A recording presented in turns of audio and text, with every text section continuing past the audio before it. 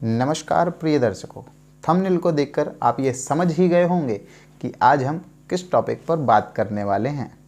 मैं आचार्य कपिल कृष्ण आप सभी का पुनः स्वागत करता हूं आपके अपने चैनल आचार्य कपिल कृष्ण जी पर। तो जिन्होंने अभी तक चैनल को सब्सक्राइब नहीं किया वे कृपया चैनल को सब्सक्राइब कर लें और बेल आइकन को दबा लें। बात करेंगे कि क्यों आपको प्रेम में बार बार धोखा मिलता है। कुंडली का पंचम भाव राहु का संबंध, दृष्टि संबंध व्यक्ति को प्रेम में बार बार चोट पहुंचाता है। आप अपने जीवन में बहुत अजीब चीज़ें महसूस करते होंगे। मसलन आपने देखा होगा कि कोई किसी को पूरी शिद्दत से चाहता है, लाख कोशिशों के बावजूद भी उसके प्रेम नसीब नहीं होता। वहीं जहां नज़रें टिका ले वहीं उनकी ओर खिंचा चला आता है, यानी कि अनेक संबंध स्थापित किए रहता है। ज्योतिष शास्त्र इन सब परिस्थितियों का कारक मानता है कुंडली में ग्रहों की दशा को, ग्रहों की स्थिति को। जातक की कुंडली में जिस भाव में ग्रह मजबूत और सकारात्मक होते हैं वह उनमें तरक्की किए जाता है, और वहीं जिन भावों में पाप या कहें क्रूर ग्रहों की दृष्टि पड़ती है वह उन क्षेत्रों में लगातार पिछड़ता रहता है।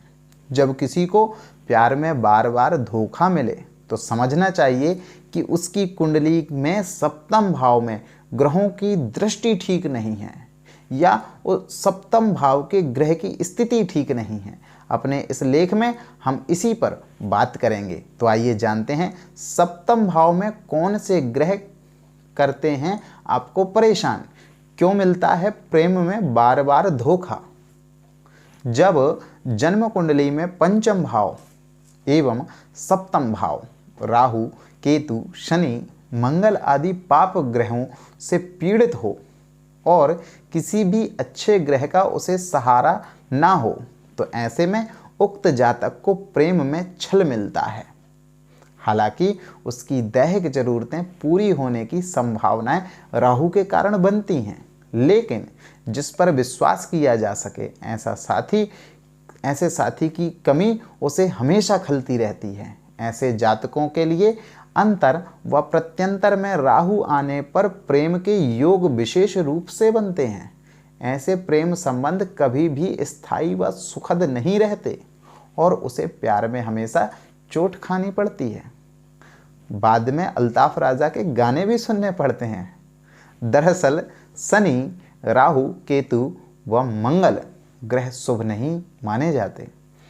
प्यार प्रेम के मामले में तो ये अलगाव पैदा करने वाले होते हैं, वहीं बल्कि प्यार ही नहीं जिस भी भाव में ये मौजूद होते हैं यहाँ पर इनकी दृष्टि पड़ती है उक्त भाव के परिणाम सकारात्मक की बजाय नकारात्मक मिलने लगते हैं।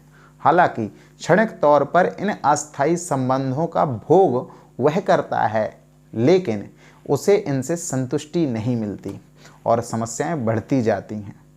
कई बार तो अचानक इतने खतरनाक परिणाम मिलते हैं जिनकी कल्पना भी नहीं की जा सकती, जिनका सीधा संबंध राहु से होता है, क्योंकि राहु जोर का झटका एकदम अचानक देने के लिए भी जो है राहुदेव जाने जाते हैं। कुछ विषम ग्रह स्थितियां दाम्पत्य जीवन को दुखदायी बना सकती हैं, अतः ऐसी ग्रह स्थितियों में दोनों की कुंडलियों का मिलान कराने के बाद ही विवाह करना चाहिए। बात करें कि सप्तमेश जन्म लगने से छठवें, आठवें, 12वें भाव में हो अथवा सप्तम भाव से 2, 6 या 12वें भाव में हो अथवा नीच शत्रु क्षेत्रीय या अस्त हो तो वैवाहिक जीवन में तनाव पैदा होगा। आखिर क्यों बनते हैं रिश्तों में नाजायज संबंध, इस पर भी हम आज चर्चा करेंगे। व्यक्ति की जन्म कुंडली में मंगल, राहु और शुक्र वासना को बढ़ाने में खास योगदान देते हैं। यदि किसी भी भाव में मंगल और शुक्र का युति योग बन रहा हो, मंगल और शुक्र एक साथ बैठे हों, यदि ऐसी युति योग बन रहा है अथवा उसके बीच दृष्टि संबंध होता है, साथ ही राहु का भी उनके साथ संबंध बनता हो, तो ऐसा जातक आजीवन अनैतिक संबंधों में लिप्त होता है। सप्तमेश और पंचमेश अथवा नवमेश का यदि आपसी संबंध कायम होता हो तो ऐसा जातक जीवन में कभी ना कभी किसी न किसी रूप में अनैतिक रिश्ता बनाता ही है। यदि ऐसे संबंध 7वें या फिर 12वें भाव में बनते हों, साथ ही शुक्र का संबंध चंद्र से भी स्थापित होता हो तो जातक की अपने निकट परिजनों से व्यभिचार का योग बनता है। व्यक्ति किसी रिश्तेदार अथवा किसी अन्य से संबंध निश्चित तौर पर बनाएगा।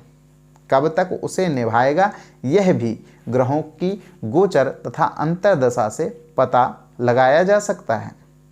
अगर राहु की युति, शुक्र मंगल की युति संबंध किसी भी प्रकार से पंचम से बने, विशेष रूप से द्वितीय भाव, तृतीय भाव, सप्तम भाव से संबंधित हो, इनको प्रेम में छल मिलता ही मिलता है।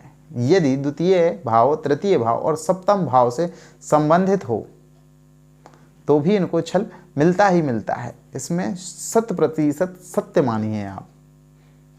तो यह जो थे कुछ कारण जिनकी वजह से आपको या आपके किसी जानने वाले को प्रेम में बार बार धोखा मिलता है। यदि आपको भी किसी ने धोखा दिया है तो कमेंट बॉक्स में उसके बारे में अपनी कहानी जरूर शेयर करें।